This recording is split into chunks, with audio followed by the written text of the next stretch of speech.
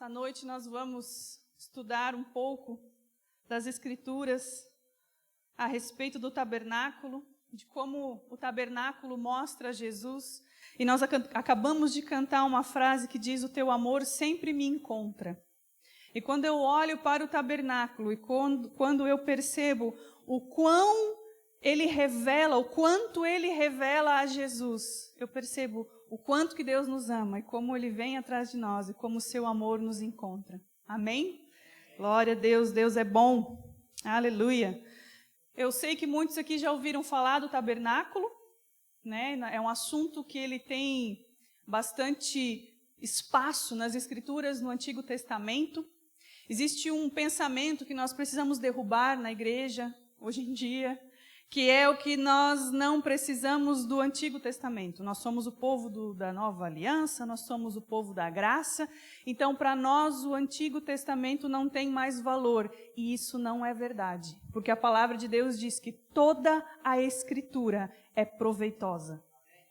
Toda a Escritura. Eu e você não precisamos mais viver dentro de conceitos que foram dados, dentro de preceitos que foram dados para o povo de Israel numa época que já não existe mais. E isso é verdade, mas nós precisamos continuar aprendendo o que a palavra fala. E a palavra, ela é a palavra de Deus, de Gênesis a Apocalipse. Amém?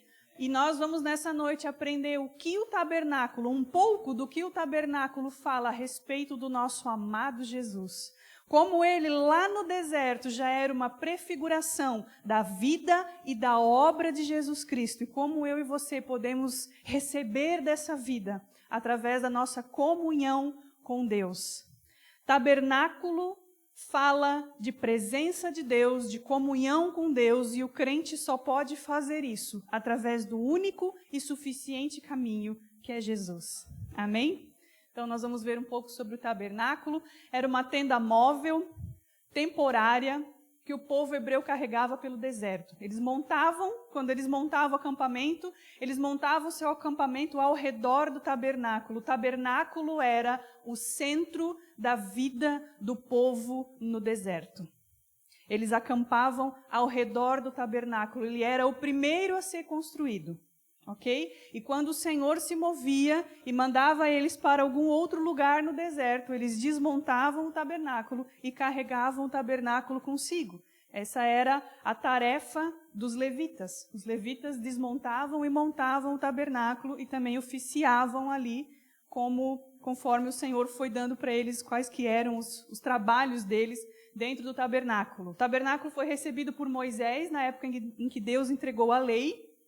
Não somente a lei é recebida pela parte de Deus para Moisés, mas também como fazer o tabernáculo. E ele foi usado até que Salomão construiu o templo em Jerusalém. E o templo, então, foi construído nos moldes do tabernáculo. Que tinha um no tabernáculo, Salomão colocou 7 no templo. Mas, de qualquer maneira, o tabernáculo continuava a ser o molde do templo de Salomão em Jerusalém. O modelo do tabernáculo foi dado por Deus. O design é celestial, não é humano. E aí a gente já começa a aprender com o tabernáculo, que para nós termos relacionamento com Deus, nós nos relacionamos com Ele conforme Ele estabeleceu e não como nós queremos.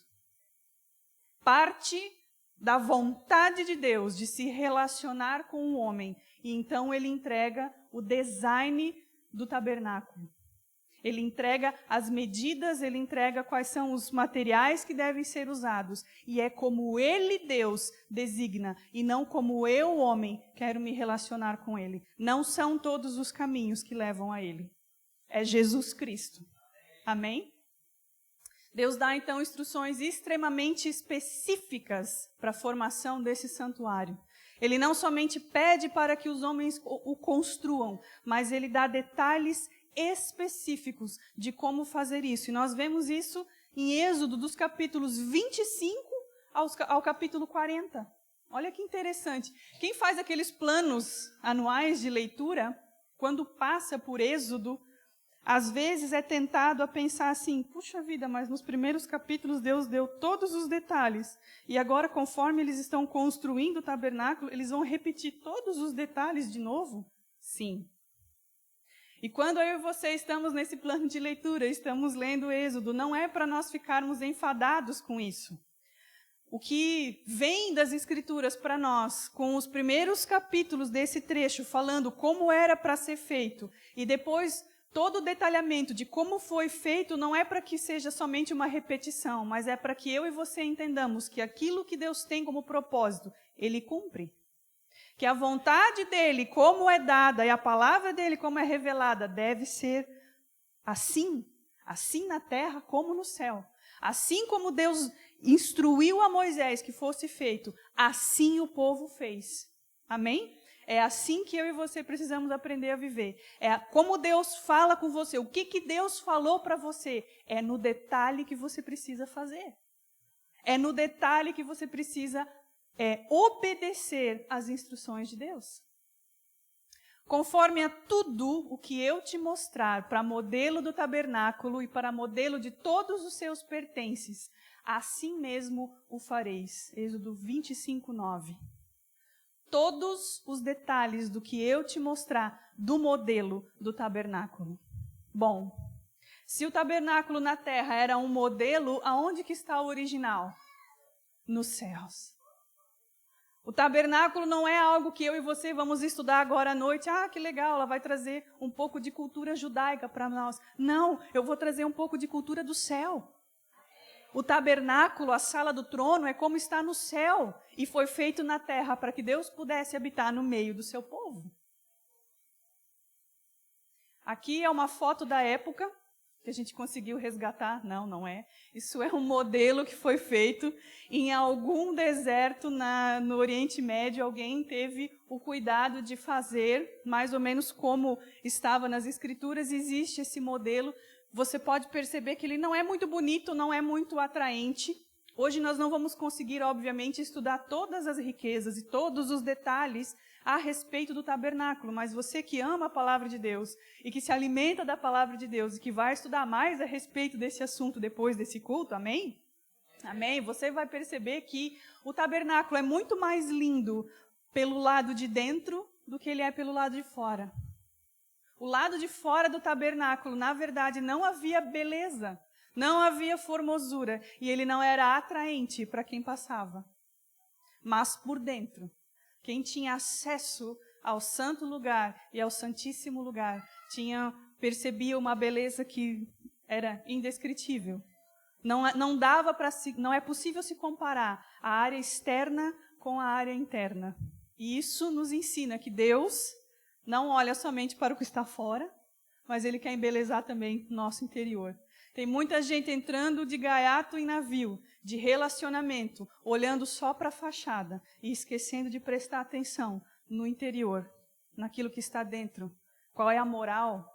Qual é o temor do Senhor? O que pensa? Quais são os objetivos da pessoa? E a gente está escolhendo as pessoas só pelo lado de fora. O tabernáculo não era bonito por fora, mas era lindíssimo por dentro. E só quem tinha intimidade com Deus que podia perceber. Amém? Aqui é uma gravura que eu acho que não dá para enxergar direito daí de onde você está, porque no computador é mais fácil de ver, mas seriam as tendas de Israel para os lados de fora do tabernáculo, porque eles se estabeleciam dessa maneira no deserto. O tabernáculo é o quadrado vermelho, e então as tribos, eram 12 tribos, então elas eram divididas de 3 em 3, grupos de 3 tribos, e eles tinham cada um a sua designação. Isso tudo está lá no Êxodo, se você olhar lá você vai ver. Então as tribos se dividiam de 3 em 3 e elas tinham que acampar literalmente ao redor do tabernáculo. Acontece que, será que aqui tem aquela luzinha tchararã? Não tem, né? Tá, tem? Luzinha tchararã. Parece agora. Tem.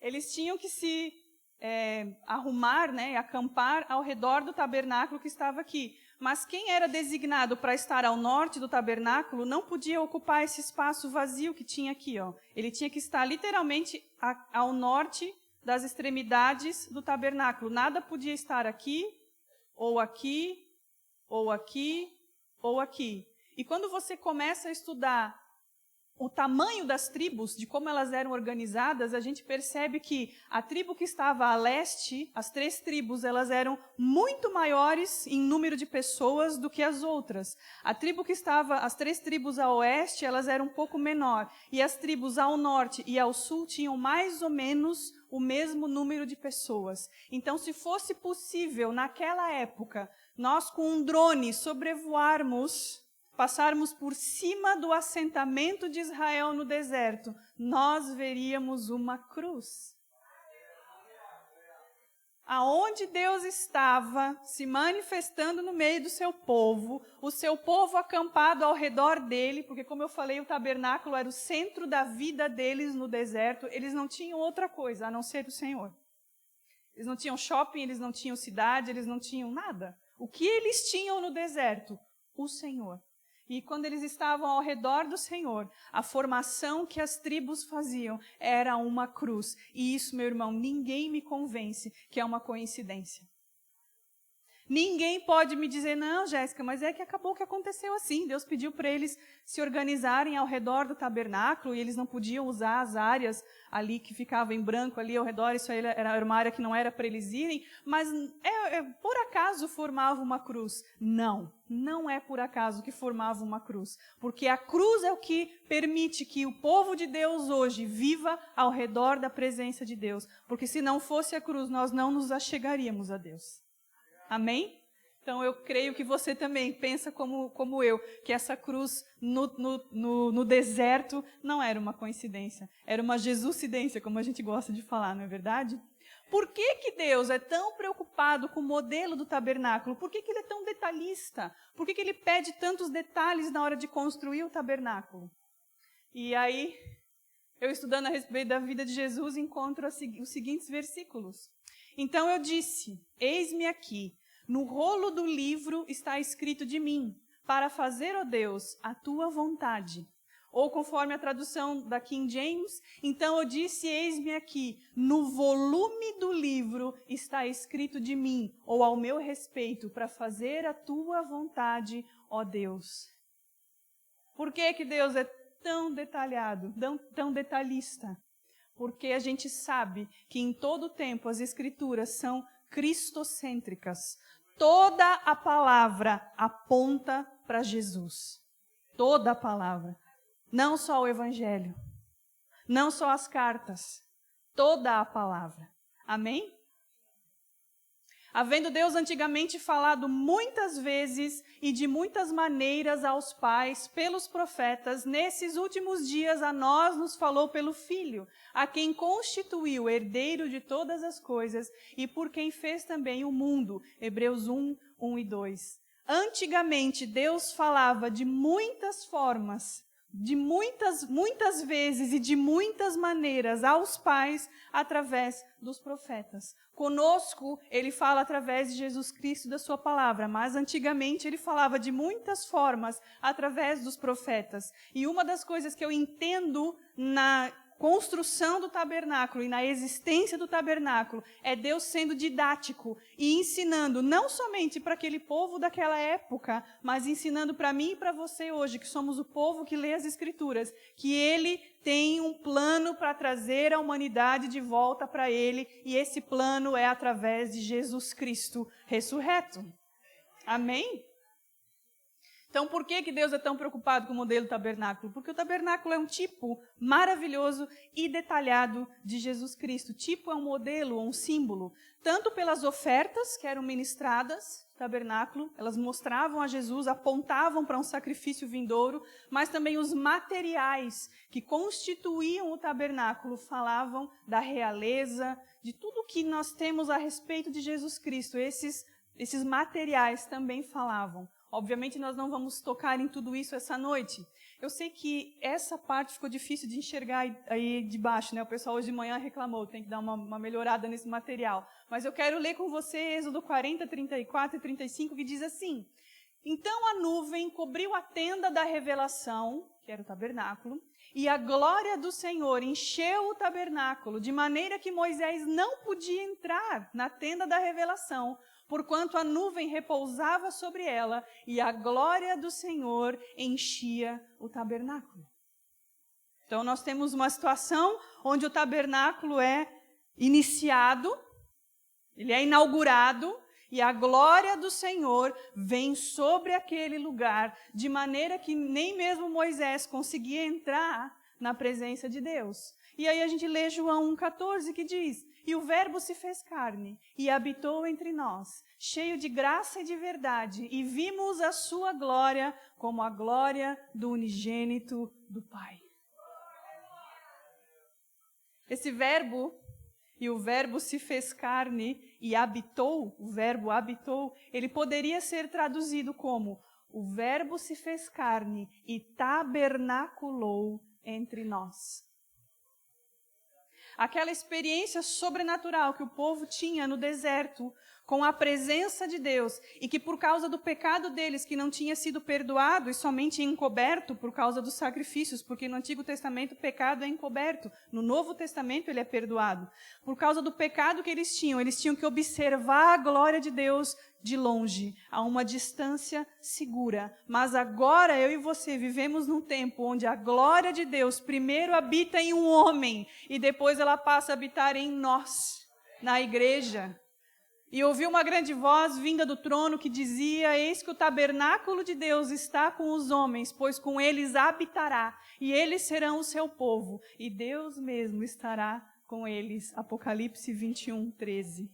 Ainda existem capítulos na história da humanidade que estão por vir, onde nós finalmente habitaremos, assim como eles habitavam no deserto, ao redor de Deus. Eu e você vamos habitar para sempre ao redor de Deus, ao redor da presença de Deus. Isso somente por causa da obra de Jesus e por causa da fé que eu e você temos, que Ele realmente veio, existiu, viveu, morreu e ressuscitou e vai voltar. Amém? Aleluia! Qual é o propósito do tabernáculo? Deus fala em Êxodo 25:8, e me farão um santuário para que eu habite no meio deles. É Deus desejando habitar no meio do seu povo.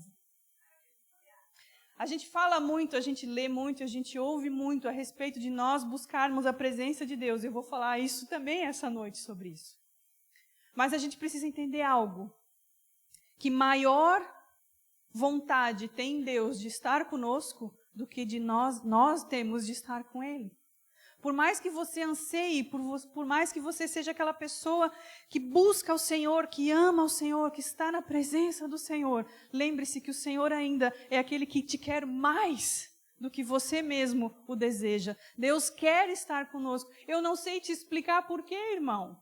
Eu não sei te explicar por que Deus nos ama tanto, eu só sei te dizer que Ele ama, a ponto de dizer: e vocês me farão um santuário para que eu habite no meio de vocês. Amém? Eis que a virgem conceberá e dará à luz um filho, o qual será chamado de Emanuel, que traduzido é Deus conosco. Jesus era, nos dias dele, como homem, essa glória de Deus andando sobre a terra. E agora, o corpo de Cristo é a igreja. E é a igreja que anda nesse mundo, demonstrando a glória do Pai. Amém?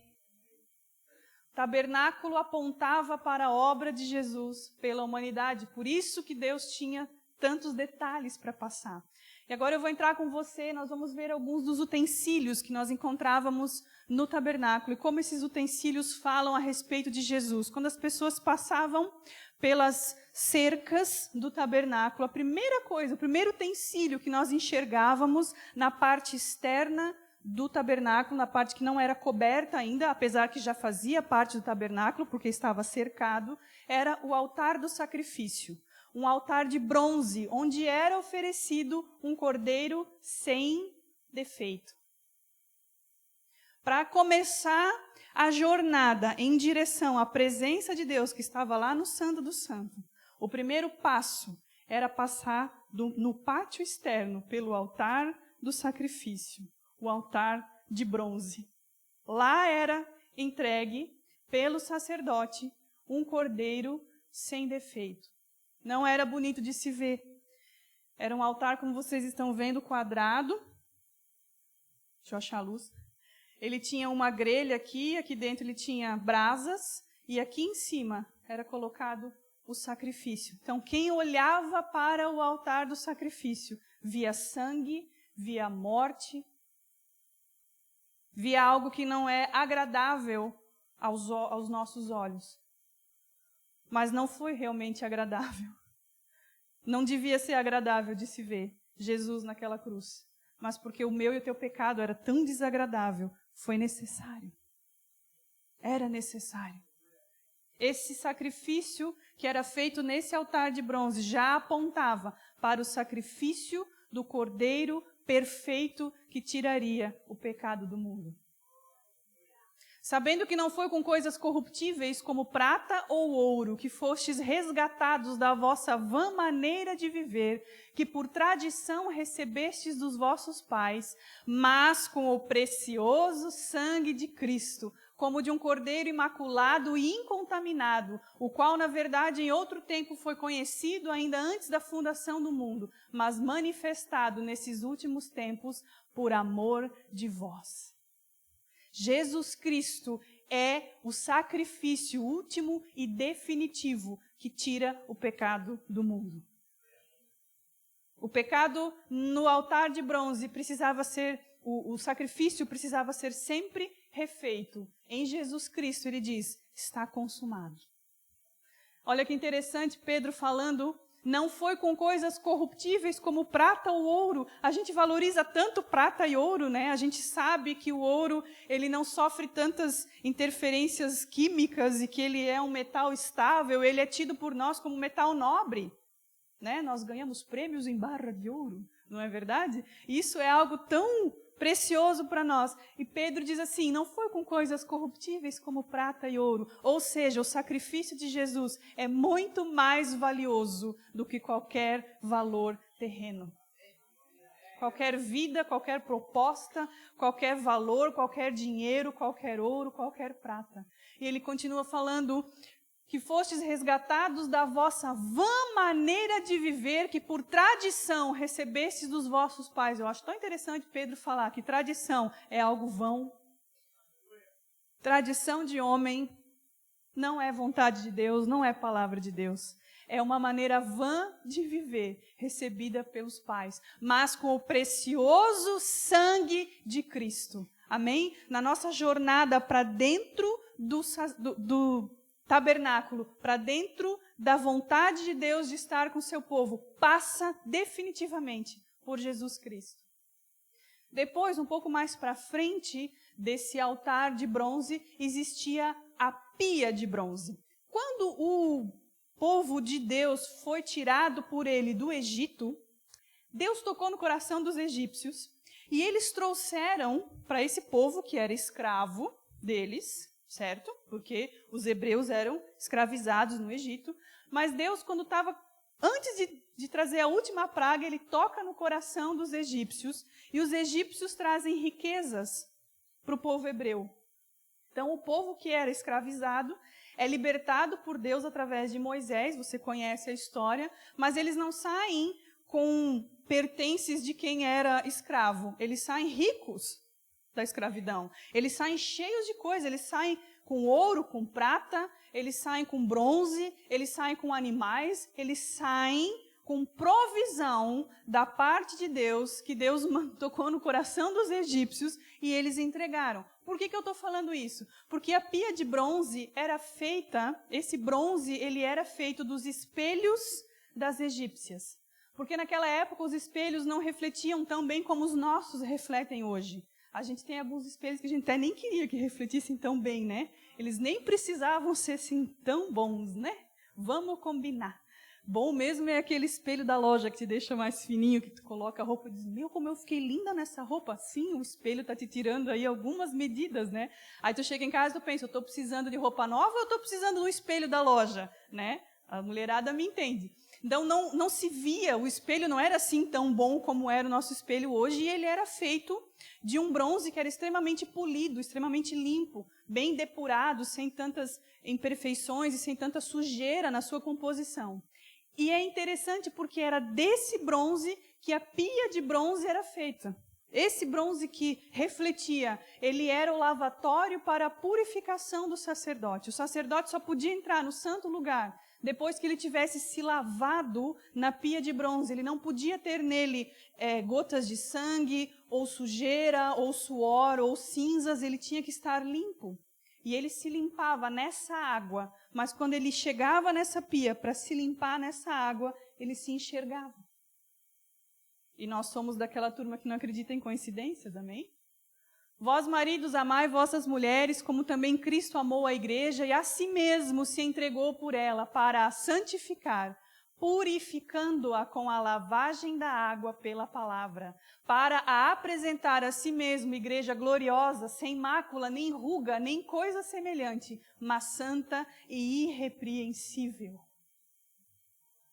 A pia de bronze representava para aquele sacerdote o que a palavra de Deus representa hoje para mim e para você: limpeza, lavação, o lavar regenerador da palavra. O sangue de Cristo me perdoa dos meus pecados e a palavra de Cristo me faz permanecer limpa, não voltar para aquela meu estado antes de passar pelo altar de bronze. Você está comigo? A palavra de Deus nos permite a nossa santificação, sem a qual ninguém verá o Senhor. Sem a santificação que as Escrituras, que o lavar regenerador das Escrituras trazem, nós não conseguimos nos achegar no Santo dos Santos. Não somente o sangue de Cristo, não que ele não seja suficiente, ele é suficiente para perdoar o meu e o teu pecado, mas é a palavra de Deus que nos mantém limpos, que nos mantém no caminho que Deus tem para nós, sem retroceder. Amém? Glória a Deus.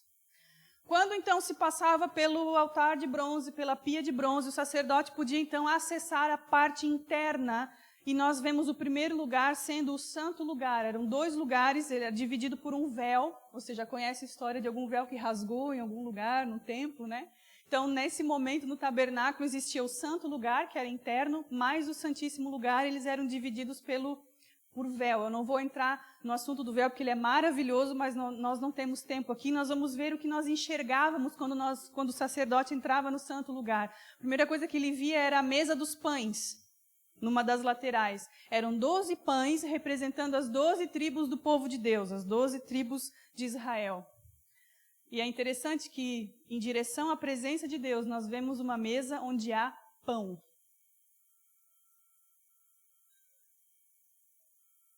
Oi? Ali. Na verdade, vos digo que aquele que crê em mim tem a vida eterna. Eu sou o pão da vida, disse Jesus em João 6. Vossos pais comeram maná do deserto e morreram. Esse é o pão que desce do céu, para que o que dele comer não morra. Eu sou o pão vivo que desceu do céu. Se alguém comer desse pão, viverá para sempre. O pão que eu der é a minha carne e eu a darei pela vida do mundo. Há pão, há alimento, há satisfação em Jesus. Jesus é o pão da vida. Nós nos lembramos desse corpo de Jesus que foi entregue todas as vezes que nós nos reunimos e celebramos a ceia. Nós seguramos um pedaço de pão nas nossas mãos para nós nos lembrarmos que o corpo de Cristo foi dado por nós, foi partido por nós e que há alimento em Jesus. Não é por coincidência que Jesus nasceu em Belém, que em hebraico é a casa do pão. Jesus nasceu numa cidade que o significado da cidade, do nome da cidade é a casa do pão. Foi lá que ele nasceu. E nós vemos na nossa direção, na nossa caminhada em direção à presença de Deus, pães propostos sobre uma mesa à nossa disposição, em Jesus. Amém? Ele é o pão vivo que desceu do céu. Aleluia. No santo lugar também nós encontrávamos o candelabro de 7 lâmpadas, ou a menorá. E ele era a única fonte de luz do tabernáculo. Uma das obrigações do sacerdote, uma de suas tarefas, era manter sempre as 7 lâmpadas desse candelabro cheias de óleo, para que ali pudesse haver luz. Eclesiastes diz, sejam sempre alvas as tuas vestes, e nunca falte o óleo sobre a tua cabeça. O óleo não podia faltar. Sempre era colocado mais óleo para que houvesse sempre a chama diante da presença do Senhor no candelabro, nas 7 lâmpadas. Amém? E quando nós vemos Isaías 11:2, nós lemos que repousará sobre ele, aqui é uma das profecias messiânicas que foi cumprida em Jesus, e diz, repousará sobre ele o Espírito do Senhor, o Espírito de sabedoria e de entendimento, o Espírito de conselho e de fortaleza, o Espírito de conhecimento e de temor do Senhor. Agora eu quero que você volte a olhar para como era o desenho desse candelabro. Era uma haste principal, central, depois eram 2 hastes menores que faziam como se fosse assim uma curva, depois 2 um pouco maiores, e depois 2 maiores, e contando isso dá 7. E repousará sobre ele o Espírito do Senhor, o Espírito de sabedoria e de entendimento, o Espírito de conselho e de fortaleza, e o Espírito de conhecimento e de temor do Senhor. Há provisão do Espírito Santo na presença de Deus para mim e para você. É um espírito de sabedoria, de conhecimento. Tudo isso é de quê? De Deus. Conhecimento de Deus, sabedoria de Deus, temor de Deus. Não é de outra fonte. Amém? Quando nós temos na nossa vida constantemente o Espírito Santo em liberdade para agir, para falar conosco e através de nós, nós temos luz. Nós temos entendimento. Nós temos sabedoria. Falou-lhes, pois, Jesus outra vez, dizendo, eu sou a luz do mundo. Quem me segue não andará em trevas, mas terá a luz da vida. João 8:12. E ele diz em João 16:13, mas quando vier aquele Espírito da verdade, ele vos guiará em toda a verdade, porque não falará de si mesmo, mas dirá tudo o que tiver ouvido, e vos anunciará o que há de vir. Quem anda cheio da presença de Deus, quem anda cheio da presença do Espírito Santo, não anda no escuro, não anda tateando, não anda tentando descobrir, tentando adivinhar o que vai ser da sua vida, mas sabe de onde veio e para onde vai. Amém? No santo lugar também nós encontrávamos o altar do incenso. O altar lá fora, onde era sacrificado o animal, era um altar de bronze. E aí também tem revelação de Deus. Em ser de bronze, em ser de ouro, nós só não vamos abordar isso agora. Esse altar, ele era um altar quadrado, como você está vendo ali, e ele era feito de ouro. E a fumaça que havia dentro do tabernáculo vinha do incenso que era colocado nesse altar. Mas, para que o incenso, que tem também toda uma química. O Alexandre estava conversando comigo essa semana, né? Alexandre tem umas palavras diferentes que só o Alexandre sabe dizer, que eram a composição do incenso. Nós não vamos entrar aqui, mas também é interessante da gente saber. Tem muita coisa sobre esse assunto, não dá para falar numa noite só, mas a gente estava conversando a respeito dessa composição. Esse incenso ele só queimava porque ele era colocado sobre brasas. Sabe de onde que vinham as brasas para queimar o incenso nesse altar? Do altar do sacrifício. Porque se viesse uma brasa que não fosse do altar do sacrifício, era considerado fogo estranho. Senhor, a ti clamo, escuta-me, inclina os teus ouvidos à minha voz, quando a ti clamar. Suba a minha oração perante a tua face como incenso, e as minhas mãos levantadas sejam como o sacrifício da tarde. Sabe o que significava esse altar fumegando incenso? A oração da igreja, a oração do povo de Deus diante da presença do Senhor. E havendo tomado o livro, os 4 seres e os 24 anciãos prostraram-se diante do Cordeiro, tendo todos eles harpas e salvas de ouro cheias de incenso, que são as orações dos santos. Apresenta diante dele a tua oração, irmão. Existe um lugar específico no céu para receber a tua oração. Não deixa as salvas de ouro da tua vida vazias da fumaça da tua oração. Não é à toa que só podia queimar no altar de ouro do incenso as brasas do altar de bronze do holocausto, porque é somente através de Jesus Cristo que eu e você temos as nossas orações respondidas diante de Deus. Não é por religiosidade que nós oramos em o nome de Jesus, é porque Ele é o nosso acesso à presença de Deus e as respostas que nós obtemos de Deus vêm somente através de Jesus Cristo e da sua obra completa na cruz do Calvário. Amém? Aleluia! E então, finalmente, o Santo dos Santos, que era um lugar proibido para as pessoas. Somente um sacerdote, que era chamado de o sumo sacerdote, ou o grande sacerdote, que podia entrar uma vez por ano nesse lugar para derramar o sangue no dia da expiação. E ali dentro nós encontrávamos a Arca da Aliança, que é essa figura linda, maravilhosa de ouro que nós vemos aqui. Essa parte aqui é a Arca da Aliança. O que tinha dentro da arca, gente?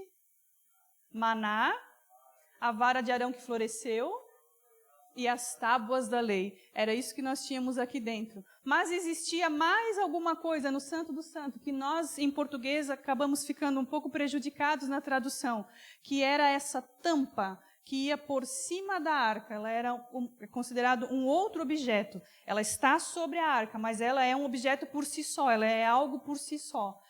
E quando você for ler a tua Bíblia, você vai ver que essa tampa, onde tem esses dois querubins apontando para a presença de Deus, para onde a presença de Deus se manifestava, ela é chamada de propiciatório, que é onde era derramado sangue para que o pecado fosse perdoado, fosse coberto, né? Propiciação é isso. Mas existe uma outra tradução para essa tampa, e que não tem na língua portuguesa, mas, por exemplo, em inglês eles têm. O nome dessa tampa era o trono de misericórdia. O trono da misericórdia de Deus estava neste lugar. Se eu e você fôssemos de uma religião pagã, dentro do santuário do nosso Deus haveria uma estátua de Deus, aqui assim, debaixo desses querubins. Mas como o nosso Deus é um Deus que Ele é sobre tudo e sobre todos, e que não é possível nós representarmos Ele em algo, esse espaço é vazio, porque ali se manifestava a presença de Deus. Amém? Nós adoramos a um Deus invisível, porém real. Um Deus que se manifesta, um Deus que fala, um Deus que enche da sua glória o ambiente. Ele não precisa de uma representação física dele mesmo, porque ele é. Ele não precisa ser representado por uma estátua, porque Deus é. Ele existe. Amém? Visto que temos um grande sumo sacerdote, Jesus, Filho de Deus, que penetrou nos céus, retenhamos firmemente a nossa confissão, porque não temos um sumo sacerdote que não possa compadecer-se das nossas fraquezas, porém um que, como nós, em tudo foi tentado, mas sem pecado. Cheguemo-nos, pois, com confiança ao trono da graça, para que possamos alcançar misericórdia e achar graça, a fim de sermos ajudados em tempo oportuno. Está lá em Hebreus 4. Esse lugar, que antes era um lugar proibido para as pessoas, somente um sacerdote, uma vez no ano, podia entrar e contemplar. Eu e você temos acesso agora. Agora. Por causa do altar do sacrifício que foi a cruz, por causa da pia que nos limpa, que é a palavra de Deus, por causa do pão que nós temos em Jesus, que é o nosso alimento, por causa da luz que o seu Espírito Santo nos dá, nós podemos derramar a nossa oração diante do altar de Deus, diante da presença de Deus, diante do trono da graça. Esse lugar é para nós agora acessível pela fé, porque sem fé é impossível agradar a Deus, porque é necessário que aquele que se aproxima de Deus, nós podemos nos aproximar de Deus, creia que Ele existe e que é galardoador daqueles que o buscam. Deus nos busca através de Jesus e nós o buscamos através da nossa fé e nós podemos derramar a nossa oração diante do seu trono em tempo oportuno. Olha que interessante, se você estuda Hebreus, a gente lê lá no capítulo 9, diz assim: mas depois do segundo véu, estava o tabernáculo, que chama o Santo dos Santos, que nós acabamos de ver, que tinha o incensário de ouro e a arca da aliança. Ué, mas o incensário de ouro não ficava no santo lugar? Ficava. O incensário de ouro, onde era derramado o incenso, que era a simbologia das orações, não ficava dentro do Santo do Santo, ele ficava no santo lugar para que os sacerdotes, que não fosse o sumo sacerdote, fossem os outros sacerdotes, tivessem acesso a esse altar, para eles estarem sempre colocando as brasas e sempre derramando o incenso, para que sempre houvesse fumaça. Então ele ficava para o lado de cá do véu. Depois do véu só tinha a arca, mas o escritor aos Hebreus diz que, apesar de estar no santo lugar, o altar de ouro onde se derramavam as orações, vamos dizer assim, pertencia, na verdade, à presença de Deus dentro do santo lugar.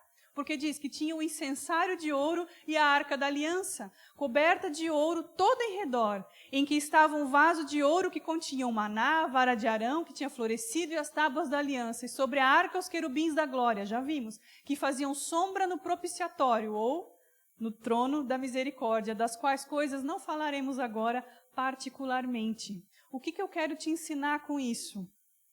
Que a fumaça da presença de Deus na arca da aliança se encontrava com a fumaça da oração, com a fumaça do incensário, do altar de ouro. Porque o nosso Deus é espírito e importa que os seus adoradores o adorem em espírito e em verdade. Então, estudiosos dizem que a única coisa que provavelmente conseguia penetrar o Santo do Santo, quando não havia a passagem do sumo sacerdote, que ele, inclusive, a cortina, ela não tinha uma abertura onde se passava, assim, não era igual a um teatro que abria, ele tinha que se abaixar para passar por baixo daquele véu. Mas os estudiosos dizem que provavelmente a única coisa que conseguia adentrar no Santo dos Santos, de tudo aquilo que estava acontecendo no santo lugar, era a fumaça do altar de incenso. A oração dos santos diante do trono da misericórdia de Deus. Fique em pé no seu lugar, nós vamos aproveitar que nós estamos reunidos e nós vamos nos achegar a Deus. Jeremias 31:3 diz: pois que com amor eterno te amei, também com benignidade eu te atraí. O tabernáculo estava ali, antigamente dizendo: olha, vai chegar um tempo em que vocês vão poder entrar na minha presença diretamente, sem vocês serem consumidos. E vocês vão fazer isso por causa da obra regeneradora de Jesus Cristo. Amém? Entre no Santo do Santo agora. Senhor Deus, nós nos achegamos a Ti nesse momento.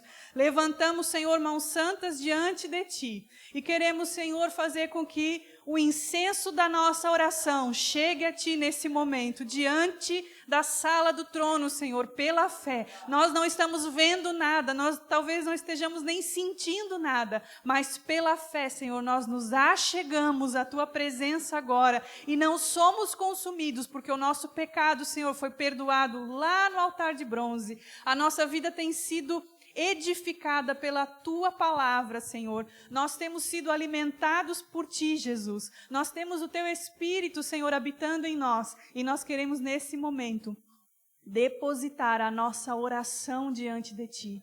Suba a Ti, Senhor, a nossa adoração. Suba a Ti, Senhor, a nossa petição. Suba a Ti, Senhor, tudo aquilo que tem ansiado o nosso coração. Talvez tenham pessoas aqui nessa noite que não têm tido coragem de orar ao Senhor ultimamente.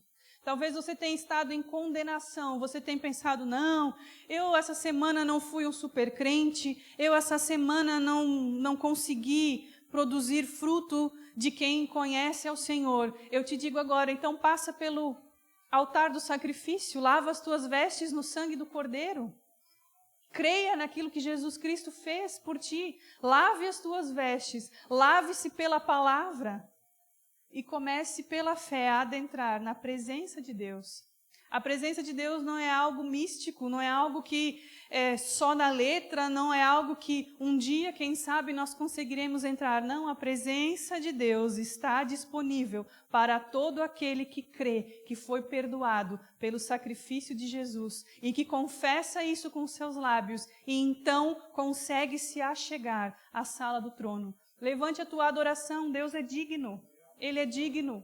Coloca diante dele, talvez, não sei, você não tenha tido coragem de colocar diante dele algum desejo que está no teu coração, uma necessidade que você tem. Você diz, puxa, eu tenho tanta coisa para agradecer a Deus, eu não vou pedir mais isso. Peça ao Senhor, Ele está disponível, a presença dEle está disponível para nós. Amém? Nós levantamos, Senhor, as nossas mãos nessa noite, nós nos achegamos a Ti e nós recebemos de Ti aquilo que nós precisamos. Porque a Tua palavra diz que Tu és galardoador daqueles que Te buscam. Não importa, Senhor, nessa noite o que nós estamos buscando, mas pela fé nós recebemos. Seja uma cura, seja perdão, seja renovação de mente, seja um Espírito Santo nos lembrando quem nós somos e que nós temos vivido muito longe da presença e da vontade de Deus para as nossas vidas. Eu não sei, irmão, mas recebe da presença de Deus aquilo que você precisa receber pela fé. Isso é algo que eu não consigo fazer por você, isso é algo que a igreja não consegue fazer por você. Isso é algo que só você pode fazer no Santo dos Santos. Buscar do Senhor aquilo que você precisa. Do trono da misericórdia. Lembre-se que não é um trono de julgamento, é um trono de misericórdia. É um trono que não vai te perguntar qual foi a tua ação, se foi boa ou não. É um trono que está ali para te entregar aquilo que você precisa receber da parte de Deus. Se é perdão, se é renovação de comunhão, abre a tua boca e adora ao Senhor, mesmo que não tenha música. Ele é digno de adoração, Ele é digno de honra, Ele é digno de glória. Nós te adoramos nesse lugar, Senhor. Tu és digno de toda adoração, de todo louvor. Nós estamos aqui neste lugar, Senhor, e nós cremos que não é o ambiente físico que nós estamos, mas que espiritualmente nós podemos acessar, Senhor, a sala do trono e nos conectarmos contigo, Jesus. Obrigada, Jesus, pelo teu sacrifício. Obrigada por ter aberto o caminho, por ter me dado acesso ao coração de Deus, à presença de Deus. Eu não mereço estar na presença de Deus. Nós não merecemos estar na presença de Deus, mas nem por isso a presença de Deus é tirada de nós. Se nós passamos por Jesus Cristo, mesmo sem merecer, nós podemos nos comunicar com Ele, nós podemos ter comunhão com Ele. Recebemos nessa noite, Senhor, aquilo que nós podemos receber de Ti pela fé. Aumenta a nossa fé, Senhor, aumenta aquilo, Senhor, que nós precisamos receber de Ti, que o Teu Espírito Santo tenha liberdade nessa noite de nos lembrar, Senhor, quem nós somos, de palavras que nós recebemos. Existem pessoas nessa noite aqui que têm palavras que repousam sobre a sua vida e que você não tem visto essas palavras acontecerem na tua vida. O Senhor te diz, eu te lembro dessas palavras nessa noite para que você tenha fé nelas e que para que você comece a agir baseado nessas palavras, porque essa é a minha vontade para a tua vida. Existem pessoas que estão esperando tudo da parte de Deus e que não fazem a sua parte. Nós temos uma parte também para fazer, não para receber salvação, não por causa de mérito, mas a nossa fé precisa ser ativada. Nós precisamos crer, porque a palavra que nós lemos diz, sem fé é impossível agradar a Deus, e aquele que se achega a Deus precisa crer que Ele existe e que é galardoador daqueles que o buscam. Senhor, nós recebemos de Ti nessa noite, recebemos ousadia, recebemos fé, Senhor, pela Tua palavra, porque a fé vem pelo ouvir a Tua palavra. E nós, Senhor, não queremos viver longe da Tua presença, nós não queremos viver na periferia da Tua presença, mas nós queremos viver contigo, Senhor, na sala do trono, entrarmos, Senhor, contigo, falarmos contigo, recebermos de Ti, Senhor, direção para as nossas vidas, para os nossos ministérios, para as nossas famílias, para aquilo que Tu tens pedido de nós, Senhor. Nós não conseguimos produzir resultados de nós mesmos, mas em Ti e contigo nós recebemos, Senhor, tudo o que nós precisamos pela fé em o nome de Jesus. Amém? Aleluia. Pastor Haroldo.